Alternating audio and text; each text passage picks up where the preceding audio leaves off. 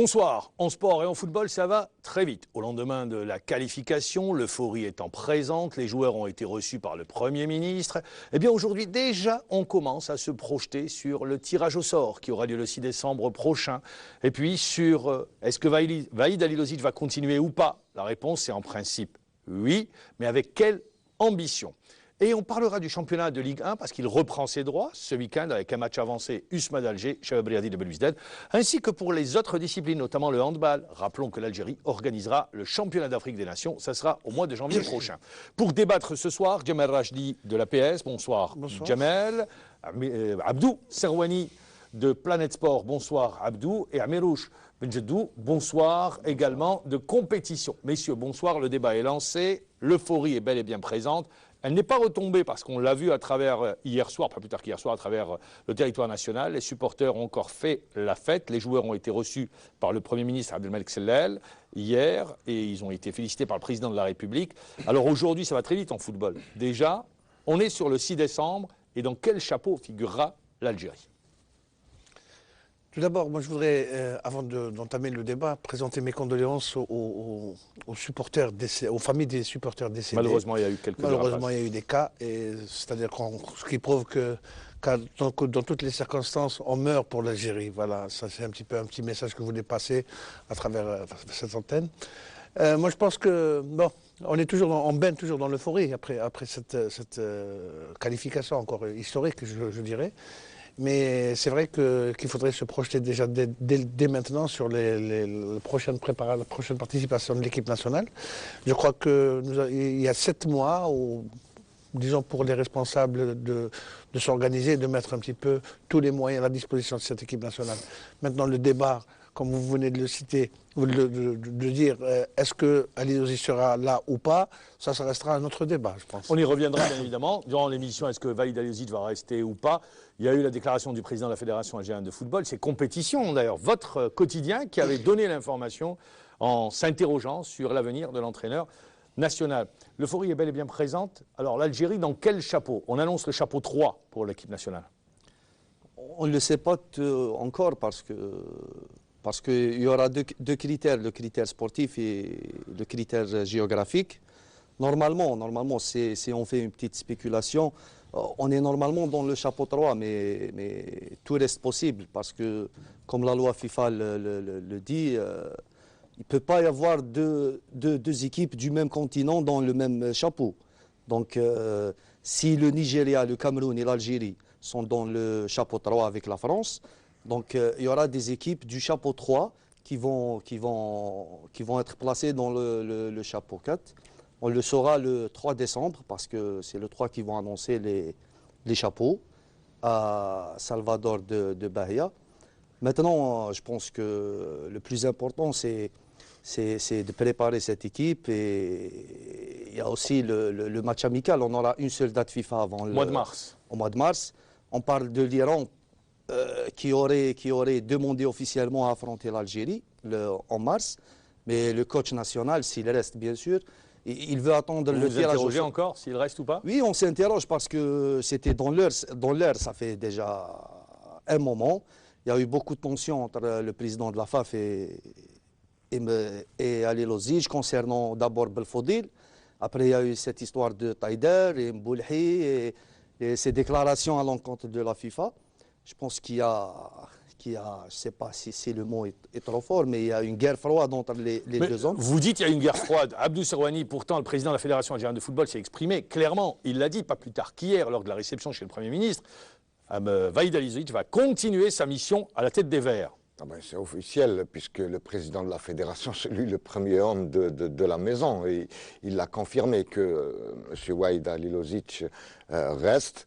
En coulisses, il a eu toutes les assurances et les déclarations qu'il faut pour le conforter dans son poste d'entraîneur.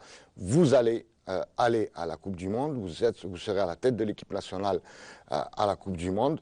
Je crois que c'est suffisant, tout ce qu'on peut dire ou écrire au-delà de ces déclarations, reste de la spéculation. Maintenant, on verra. Pour revenir un peu à la Coupe du Monde, vous savez, on est qualifié à la Coupe du Monde. Maintenant, on va attendre tranquillement, patiemment, dans quelle poule va être l'Algérie, etc. Je vais juste dire quelque chose pour être sévère et un peu moins sévère. Par rapport à quoi? Par rapport à la qualification de l'Algérie en Coupe du Monde. Je reviens 4 années en arrière, en novembre 2009, lorsque l'Algérie s'était de nouveau qualifiée après 24 ans d'absence de la Coupe du Monde. M. Raoulava avait dit une chose, il a tenu sa promesse, il a dit aujourd'hui nous sommes qualifiés à la Coupe du Monde, il reste maintenant de revenir sur la scène. La pérennité de la participation. Et de la pérennité de la qualification. Oui, là, il y a une avancée. Là où il n'y a pas avancé, il faudrait que maintenant, cette dynamique, cette euphorie, il ne faudrait pas... C'est bien que la rue ait aussi gagné. C'est normal, à travers le monde, tout le monde fait la fête. Mais je tiens quand même à vous rappeler que le football a encore beaucoup de choses à faire chez nous, même en ce qui concerne l'équipe nationale, il faut la préparer, etc. Mais rappelez-vous, on s'est qualifié à Blida à la Coupe du Monde 2010, on s'est encore qualifié à Blida à la Coupe du Monde 2014. Il faut des stades, il faut donner à cette équipe nationale un beau stade et vite, c'est un impératif, c'est mon souhait. Ça, et je crois que vous posez le problème de l'infrastructure, mais c'est bien de s'être qualifié à Blida, ça ne pose pas de problème.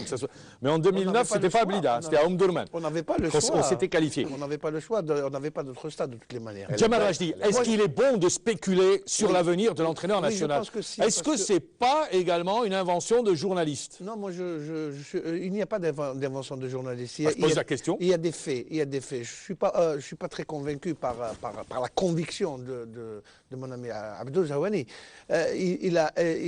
le président de la fédération a dit effectivement que l'entraîneur partira au mondial, c'est-à-dire que c'est une perche qui lui tend pour le mettre au pied du mur. C'est parce que s'il y avait autant de conviction du côté de Halilović, Halilović ne serait pas resté dans le doute et laisser planer le doute en parlant de oui, c'est pas sûr, je reste pas, tout reste à décider.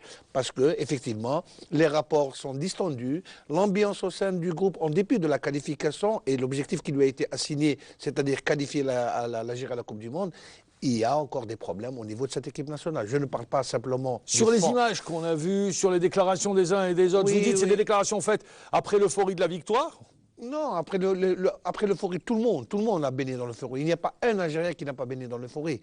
Ce serait de dire une énormité si on annonce que des Algériens n'étaient pas satisfaits de la qualification en Coupe du Monde. Chacun d'entre nous est satisfait et très content d'une deuxième participation consécutive. Et de surcroît, ça va se passer au Brésil. Tout le monde rêve du Brésil, tout le monde rêve du football, tout le monde rêve d'une équipe nationale conquérante, ce qui n'a pas été le cas malheureusement, en dépit de la qualification, qui reste quand même l'objectif essentiel qui a été assigné. C'est vrai que nous avons fait l'essentiel, on s'est qualifié, mais il reste beaucoup de choses à faire au niveau de cette équipe nationale. Donc, si je retiens bien, vous dites, rien n'est encore fait concernant l'avenir d'Halilović. Je comprends ce que vous dites. Je pense que rien... Mais alors, pourquoi le président, vous dites c'est une perche, mais pourquoi le président lui tend cette perche? Il y a autre chose, Ma'ammar, que personne n'en parle, mais... Ben vous allez en parler, puisque personne n'en parle, vous allez nous le dire. Il y a aussi le contrat de Halilović. Il va jusqu'au mois de juin. Jusqu'au mois de juin. Voilà, donc on ne sait pas ce qui s'est dit entre le président... Dans le contrat, il est dit objectif qualification à la Coupe du Monde. L'objectif est atteint. Non, ce qui s'est dit après le match et avant le match. Ce qui s'est dit après le match, parce que à la fin du match, le président de la fédération a dit à Vaïd Halilović, tu feras la Coupe du Monde. Voilà. Ça, c'est ce qu'il lui a dit devant les journalistes, mais on ne sait pas ce qui s'est dit entre les deux hommes. Parce que on sait hier, tous ils se sont réunis. On sait tous que Halilović a reçu des offres. Il l'a dit aujourd'hui sur compétition qu'il a reçu 2 offres après le match. Il le dit à chaque fois. Pour le moment, il a un salaire. Maintenant, il va au mondial. Donc, je pense que peut-être il aurait voulu renégocier son contrat. Il ne veut pas être l'entraîneur le moins payé en Coupe du Monde. C'est une possibilité aussi. À mon avis, on ne peut pas écarter l'aspect financier de cette petite guéguerre. Puisque le président de la fédération, hier, ils se sont réunis, ils ont travaillé, ils se sont projetés déjà sur les prochains rendez-vous. Donc, parce qu'il y a 2 séminaires qu'organise la FIFA avec les entraîneurs, avec les fédérations qui sont qualifiées à la phase finale de la Coupe du Monde, pour leur expliquer la réglementation. Après, pour choisir les bases ou les sites où séjourneront les sélections. Donc, il y a eu un travail qui a été fait avec le président de la fédération, avec Vahid Halilović, qui a quitté aujourd'hui Alger. S'il y avait un consensus et la chose était tranchée, pourquoi, je pose la question, pourquoi Halilović laisse planer encore le doute? Pourquoi il ne déclare pas qu'effectivement, il a un contrat en bonne et due forme jusqu'en juin et il participera à la Coupe du Monde? Chose qui a été dite simplement par le président, parce que lui, dans ses déclarations hier, à Genève militaire, en présence de l'équipe nationale, lorsqu'ils ont été reçus par le Premier ministre, M. Abdelmalek Sellel, il a dit simplement « J'ai eu 2 propositions ce mercredi ». Peut-on parler de propositions? Peut-on parler de propositions lorsqu'on est sûr de partir en Coupe du Monde? Vahid aime taquiner, aime jeter des pics comme ça. Est-ce que c'est pas également, ça fait pas partie du personnage? Non, mais je crois... C'est peut-être Vahid Halilović qui vous appelle. Non, non, et pourtant je l'avais pour vous dit, dire, ça arrive. On ne peut pas écarter l'aspect financier. Ça négocie. Pour vous, c'est l'argent qui va déterminer... et aussi les prérogatives, parce que Halilović, c'est quelqu'un qui aime tout contrôler. Il aime avoir les pleins pouvoirs et il se dit que Raouraoua aurait... Il se dit, c'est pas vérifié. Non, il se dit que Raouraoua lui aurait demandé des explications par rapport à Taider, par rapport à Belfodil. Et ça, il ne l'a pas apprécié. Donc, il veut profiter de cette qualification et des offres qu'il a déjà reçues pour mettre la pression sur le président, pour lui dire de laisser travailler et peut-être pour renégocier son contrat. Abdou Sahwani. Vous savez, moi maintenant... Je vous sens, vous avez écouté, vous vouliez réagir. Oui, maintenant, vous l'avez dit, les objectifs à M. Halilović ont été atteints.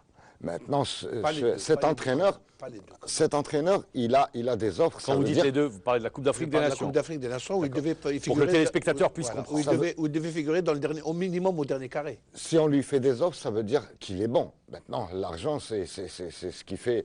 c'est le marché, c'est le football. C'est légitime de sa part d'aller vers plus s'il le désire. Maintenant, moi, je me pose une question. Maintenant, si on va 6 mois avant la Coupe du Monde faire appel à notre entraîneur, qu'est-ce qu'on va lui demander? Moi, je pose la question autrement. Taider, les joueurs, etc., ça c'est un débat dans les médias qui a toujours été fait chez nous et ailleurs sur une équipe, sur un joueur, sur une équipe titulaire, etc. Mais est-ce que la sélection nationale a fait son match de référence? On l'attend. Est-ce que... Beaucoup ont dit que le match de référence, c'était le Burkina Faso. C'était le Burkina Faso, match aller, c'était le match aller. Oui. Mais qu'est-ce qu'on va lui demander à un nouvel entraîneur? Avec une défaite, je ne pense pas que ce soit un match référence. 6 mois avant la Coupe du Monde, qu'est-ce qu'on va lui demander à notre entraîneur? On va à la Coupe du Monde. C'est un objectif. Mais tout dépendra. On ne va pas lui demander à Vahid Halilović d'aller ramener la Coupe du Monde. Arrêtons, soyons sérieux. Voilà. On va demander... Tout dépendra du tirage au sort. Lui déjà, je l'ai écouté, je l'ai bien écouté ce matin. J'ai vu un peu dans toutes les chaînes de télévision, chez nous et ailleurs. C'est quelqu'un qui a été pratiquement malmené dans la presse, hein, il faut le dire, parce que les opinions dans les médias... Quel est l'entraîneur au monde qui n'est pas malmené? Oui, mais on a vu quand même... Le grand Zagallo était malmené. Je ne sais pas ce que vous appelez par malmené, parce que je ne pense pas que Halilović était l'objet, entre guillemets, comme il a déclaré, d'insultes. Je n'ai pas vu encore un journal, un quotidien ou un média algérien insulter M. Halilović. Halilović a bénéficié de toutes les conditions pour entraîner une équipe nationale. Il a eu tous les privilèges. Je ne vois pas où se trouve. Non, il faut dire une chose. Halilović a toujours eu des rapports très tendus avec la presse, que ce soit la presse algérienne. Mais il cultive un petit peu ça. Il aime bien ça. Peut-être qu'il puise son énergie là. Oui, mais peut-être on peut puiser notre énergie ailleurs.